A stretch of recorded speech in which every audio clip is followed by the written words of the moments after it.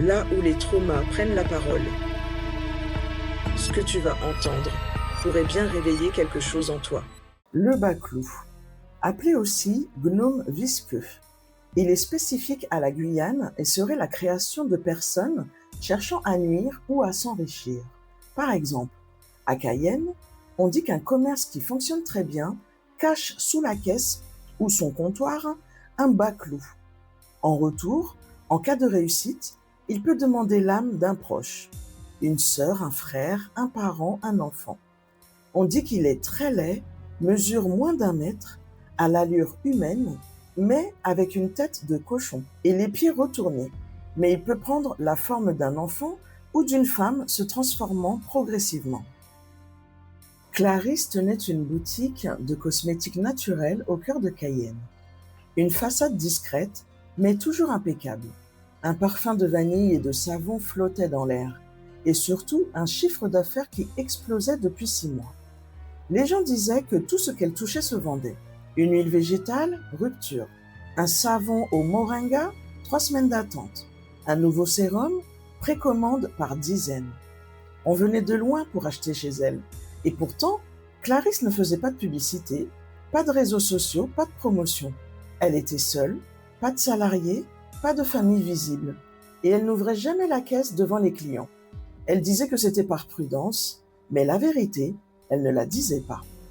6 mois plus tôt, Clarisse n'était personne. Son magasin végétait. Elle vendait à perte. Les créanciers lui mettaient la pression et les soirs d'angoisse, elle parlait seule dans la réserve. Elle disait des choses qu'elle ne se souvenait pas avoir pensées. « Je suis prête à tout, juste une chance, juste un coup de boost. » Et un soir, alors qu'elle refermait la boutique, elle l'entendit. Un bruit sourd, sous la caisse, comme un grattement visqueux. Elle crut à un rat. Mais quand elle souleva la trappe du sol, il y avait quelque chose. Une silhouette, courte, gluante, un corps minuscule, replié dans l'ombre, des yeux blancs, une bouche sans lèvres, et surtout, un sourire.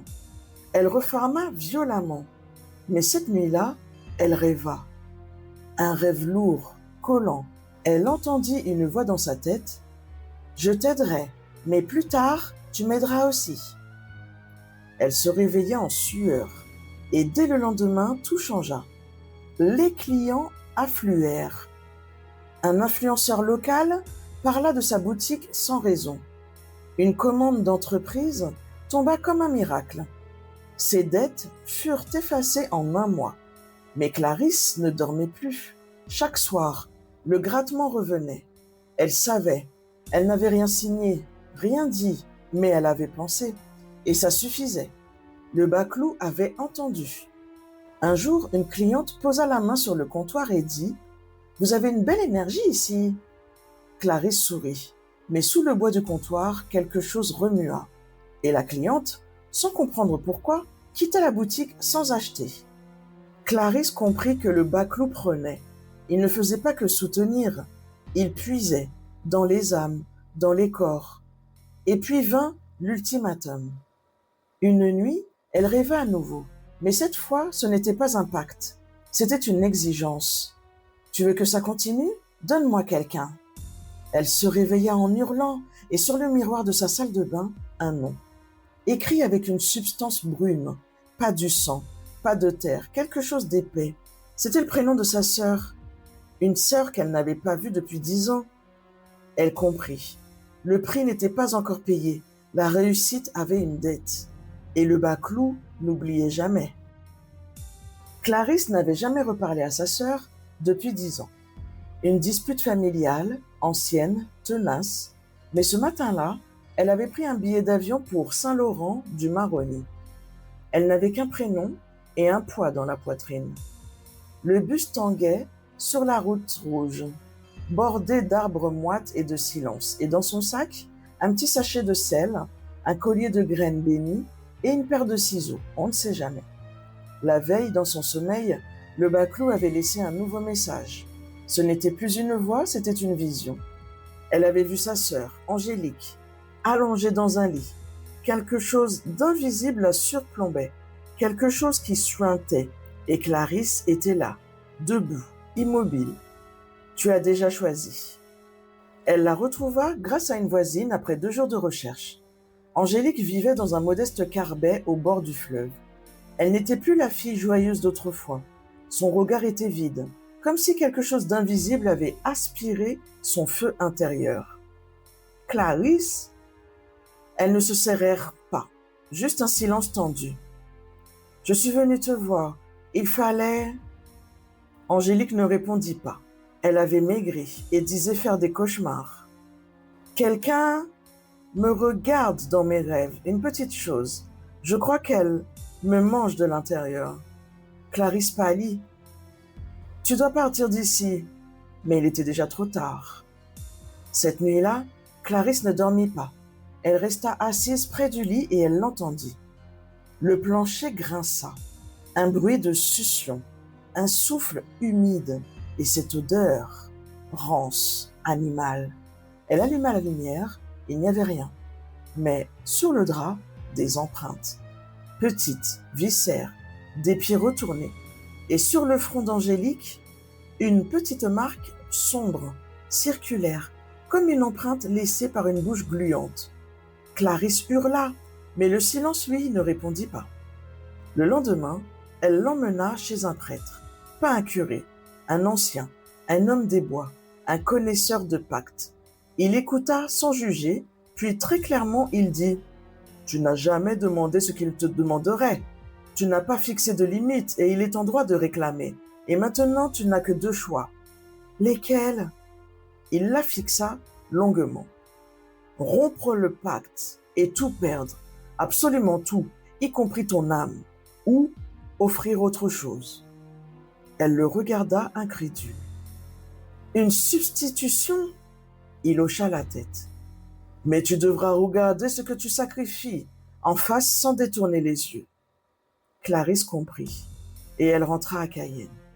Dans sa boutique, tout allait encore mieux. Des journalistes voulaient l'interviewer, on parlait d'ouvrir une franchise, mais elle savait, elle sentait sous ses pieds le frisson du bois, le grattement, le souffle, l'attente. Elle descendit une dernière fois dans la trappe. Et dans le noir, il était là, assis, petit, sourire figé, regard de porcelaine fêlée. « Tu décides ce soir ?» Elle pleura longtemps, puis se redressa. « Je ne te donnerai pas ma sœur. » Il se pencha et rit. Un rire gluant, étouffé qui résonna comme un écho de mort dans les murs. « Alors prépare-toi à me voir partout. » Le lendemain, le premier client entra. Clarisse l'accueillit avec un sourire figé. Sous la caisse, rien ne bougeait. Mais elle savait, le pacte n'était pas rompu, il était requalifié. Clarisse avait cru que dire non suffirait. Mais le bas-clou n'est pas un être qu'on repousse, c'est un parasite. Il trouve toujours une autre porte. Et la sienne, c'était l'intérieur. Les jours suivants, elle remarqua d'étranges changements. Des produits se déplaçaient seuls dans la boutique. Les huiles se renversaient alors que personne n'était là. Des bruits de succion la nuit. Et surtout, cette odeur de rance, sucrée et sale à la fois, comme du sang caillé dans un pot de miel. Un soir, elle reçut un message vocal d'Angélique. « Clarisse, il est venu dans mon rêve, mais il n'était plus petit, il avait ton visage. » Elle éteignit son téléphone, ses mains tremblaient. Le bas-clou n'avait pas disparu, il s'était transformé. Il prenait les formes les plus proches, les plus intimes, les plus douloureuses. Et maintenant, il la rongeait de l'intérieur. Elle consulta un prêtre guyanais, un beau corps. Il la regardait et dit simplement « Tu ne l'as pas banni, tu l'as nourri, et maintenant il t'habite. » Elle baissa les yeux. « Il me propose des choses. » « Comme quoi ? » ?»« Des idées, des mots à dire, des choix à faire, et ça marche. Quand je les suis, tout marche mieux, mais je sais que ce n'est pas moi. » Il hocha la tête. « Ce n'est plus un pacte, c'est une possession douce. Il ne te possède pas par la force, il t'épuise jusqu'à ce que tu le laisses prendre ta voix. » Clarisse sentit les larmes monter. « Comment je m'en sors? Il la fixa, en l'affrontant, en regardant exactement ce que tu es devenu. Ce soir-là, elle décida de tout fermer, mettre fin au commerce, couper le lien, revenir à zéro. Mais quand elle s'approcha de la caisse pour y prendre ses affaires, elle sentit une main minuscule lui agripper le poignet. Elle cria. La trappe s'ouvrit d'elle-même et le baclos surgit. Mais ce n'était plus le petit gnome à tête de porc. Il avait des bras humains, des cheveux bouclés. Son regard était celui d'un miroir. Clarisse recula. « Tu n'es pas réel. »« Si, tu m'as nourri avec chaque envie, chaque jalousie, chaque rêve d'argent. Et maintenant, je suis toi. » Elle voulut fuir, mais ses jambes ne bougeaient plus. Le baclos s'avança lentement, tête penchée, parlant d'une voix douce. « Tu n'es pas mauvaise, Clarisse, tu es juste fatiguée. Alors laisse-moi gérer, dors un peu et je continue de t'aider. » Ses paupières se firent lourdes et dans son dernier instant de lucidité, elle vit son propre reflet. Mais les yeux étaient à l'envers. Le lendemain, la boutique rouvrit. Clarisse était là, souriante, toujours polie, toujours belle, mais quelque chose avait changé. Elle parlait plus vite, ne clignait presque plus les yeux, et ses doigts tapaient des rythmes étranges sur le comptoir. Un client remarqua que le sol semblait trembler doucement, et sous la caisse, un filet de bave visqueuse avait coulé pendant la nuit. Mais Clarisse ne voyait rien car elle n'était plus là. Les semaines passèrent, et Clarisse, officiellement, n'avait jamais été aussi florissante. Elle ouvrait une deuxième boutique. Un investisseur canadien s'intéressait à ses produits.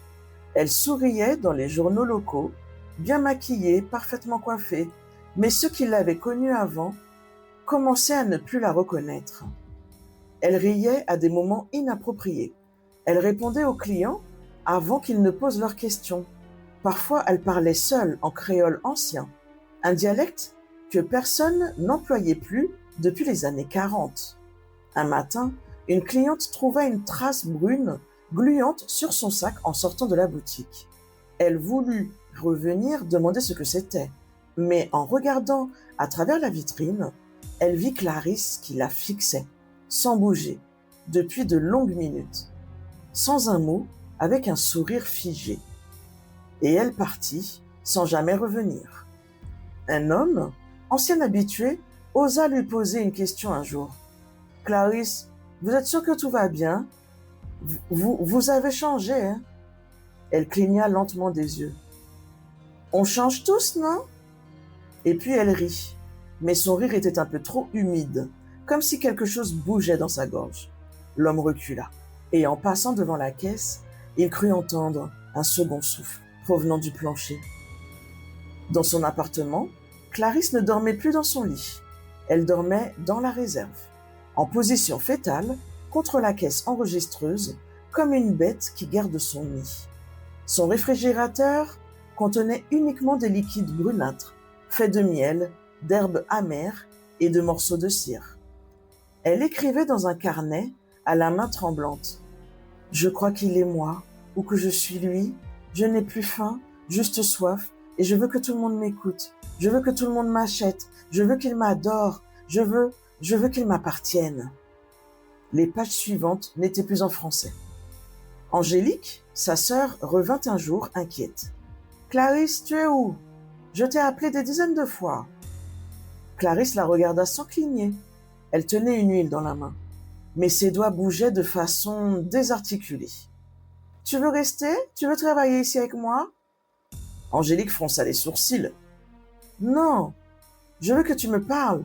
Vraiment. » Clarisse ne répondit pas. Elle fit juste un pas de côté et le plancher gronda. Un grognement sourd, gluant, comme si quelque chose dessous s'agitait. Angélique recula lentement. Elle comprit. Et quand elle quitta la boutique, elle murmura « Ce n'est plus toi ?»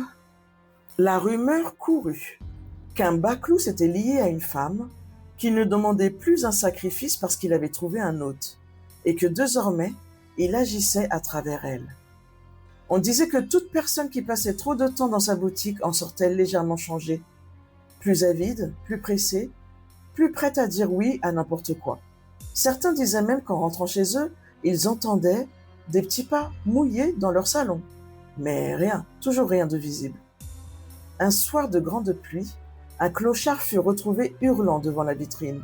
Il criait « Sous la caisse! Vous devez regarder sous la caisse, il est encore là! Il ne dort pas, il regarde, il nous attend tous !» Clarisse sortit, lui offrit une fiole de parfum et un billet. Il se calma. Mais le lendemain, il était mort. Le visage figé dans un rictus, les doigts collés comme des sabots. Aujourd'hui encore, la boutique existe et Clarisse aussi. Mais certains disent que son visage n'a plus vraiment l'air humain, que ses yeux sont parfois jaunes et qu'on entend quelque chose gratter doucement, sous la caisse. Dans les marchés de Guyane, entre les étals d'épices et de rhum arrangé, on murmure encore cette histoire. On ne dit pas le nom de Clarisse, mais on parle d'une femme au regard fixe, dont la boutique sentait trop bon pour être honnête. On dit qu'elle souriait toujours, même quand on ne riait pas. Et surtout, on raconte qu'elle n'ouvrait jamais la caisse devant les autres. Ceux qui connaissent les vieilles croyances savent. Ils savent que le baclou ne meurt jamais. Il se transmet, il change d'hôte, il attend le prochain vœu désespéré. Car il ne frappe jamais à la porte. Il entre quand tu penses tout bas « je ferai n'importe quoi ». Et quand tu prononces ça, même dans ta tête, le baclou, quelque part dans l'ombre, se lève. Il n'a pas besoin de contrat, il n'a pas besoin de t'effrayer, il veut juste que tu veuilles trop. Alors peut-être que la prochaine fois que tu entres dans une boutique parfaite, où tout est bien rangé, où tout marche trop bien, regarde sous la caisse. Pas pour voler, pas pour comprendre, juste pour savoir si tu es déjà observé. Alors, tu y as cru à cette histoire de baclou, de gnome visqueux caché sous la caisse? Tu t'es demandé s'il pouvait vraiment exister? Ou pire encore, s'il existait encore? Tu sais, dans nos contes antillais, ce n'est pas le monstre qui est le plus dangereux, c'est le pacte, le moment précis où l'on dit oui, même à demi-mot, même dans un rêve, même dans un simple « si seulement ». Parce que les légendes, ce sont rarement des fictions, ce sont des vérités camouflées, rendues supportables par l'imaginaire. Et le baclou, lui, ce n'est pas juste un monstre de la nuit, c'est la tentation qui rampe, le désir d'avoir plus, plus vite, sans se soucier du prix. Tu crois que c'est loin? Que c'est folklorique? Mais regarde autour de toi, regarde ces succès qui explosent sans explication, ces personnes qui brillent d'un coup, mais dont les yeux sont vides. Et toi, tu n'as jamais dit, même en silence, « je suis prêt à tout » ? Parce que si c'est le cas, alors peut-être que quelque chose a déjà entendu. Et peut-être quelque part, sous ton plancher, dans le tiroir de ton ambition, quelque chose t'attend. Je te laisse réfléchir. À la semaine prochaine pour une nouvelle légende. Mais d'ici là, évite de regarder sous la caisse. Là où les traumas prennent la parole, ce que tu vas entendre pourrait bien réveiller quelque chose en toi.